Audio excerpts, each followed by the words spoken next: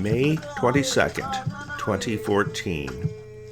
Dr. Terry Reese has just been elected as the Grand Knight of the Laguna Councils of the Knights of Columbus in Elk Grove, California, USA.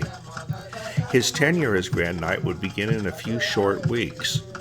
He is alone, sitting on the patio of his home overlooking his garden.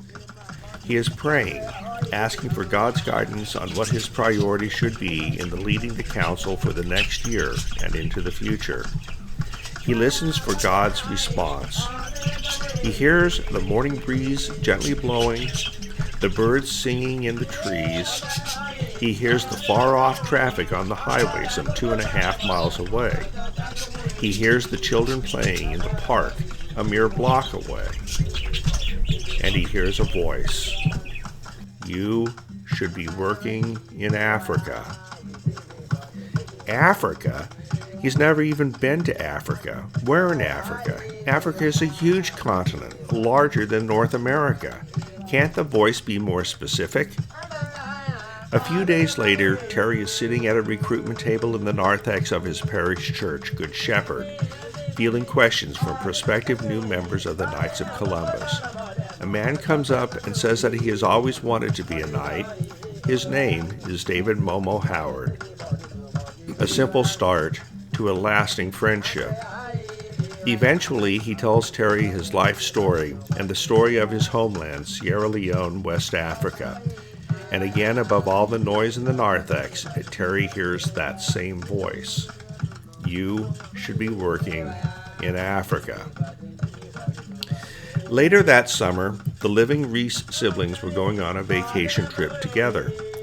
En route to Denver, where brother Christopher lived, Terry and his sister Maureen stayed the night in Flagstaff, Arizona, not far from the Grand Canyon. While eating breakfast, a transcontinental bus pulls into the parking lot, and 60 people disgorge, some going to the McDonald's across the street, some to the Burger King, some to the other small restaurants nearby. One individual got off the bus and walked directly to the restaurant in which the Reeses sat. He came in and asked the host if he could make a special request.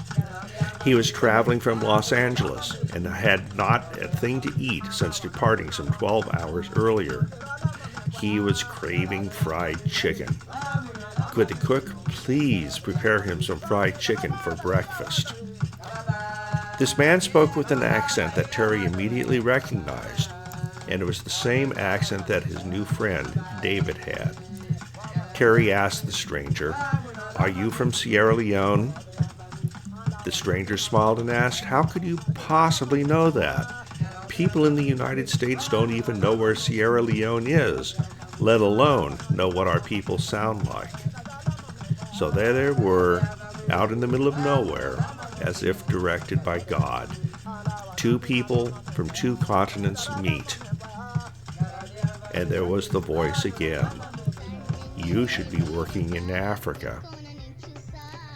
God is persistent when he wants something, and he does not let you ignore him. Ask Jonah. Voices that kept saying, you should be working in Africa, meeting strangers in strange places, both of whom are from a small country in West Africa. You should be working in Africa. How could Terry possibly ignore what God was telling him to do? When Terry returned from vacation, he sought out his new friend David, and together they set out on a journey that eventually would lead to the formation of the Order of St. John Paul II and our mission to work in Sierra Leone. Then Maureen had a stroke. While in the intensive care unit at Kaiser South Sacramento Hospital, she had a kind and loving nurse taking care of her. This skilled nurse had a beautiful accent, the same accent that the man in Flagstaff had, the same accent that David has. And yes, she too was from Sierra Leone.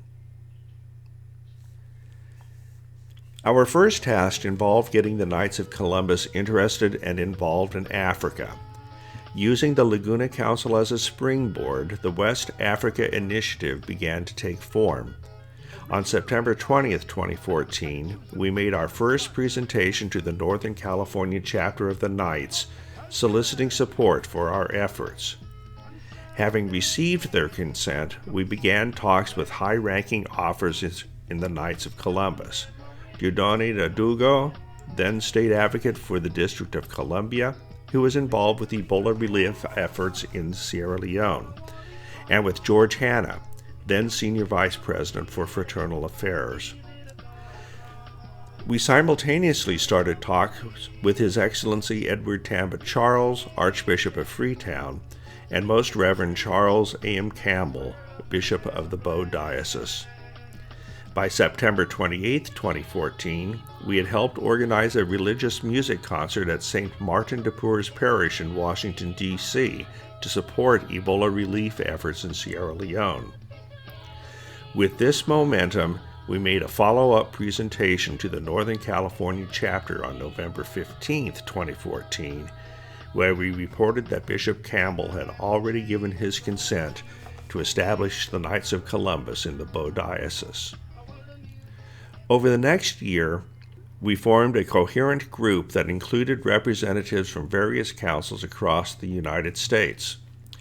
Mr. Patrick Johnson, representing the faithful at St. Anthony Parish in Freetown, Sierra Leone, and a loose group of men at Benue State University in Makurdi, Nigeria.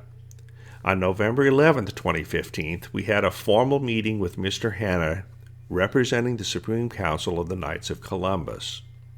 Mr. Hanna told the group that we had permission to establish up to 5 round tables in Africa, and that we had permission to induct African members into the Knights. With that official permission, we were elated and began organizing in earnest the round tables in Sierra Leone and Nigeria. Those efforts came to an abrupt halt, however, on March 29, 2016, when the Supreme Council reversed itself and issued a cease and desist letter telling us to stop our work in Africa. This setback could easily have ended our work in Africa, except God is persistent when He wants something, and He does not let you ignore Him. Greetings, Africa! Introducing the Order of St. John Paul II.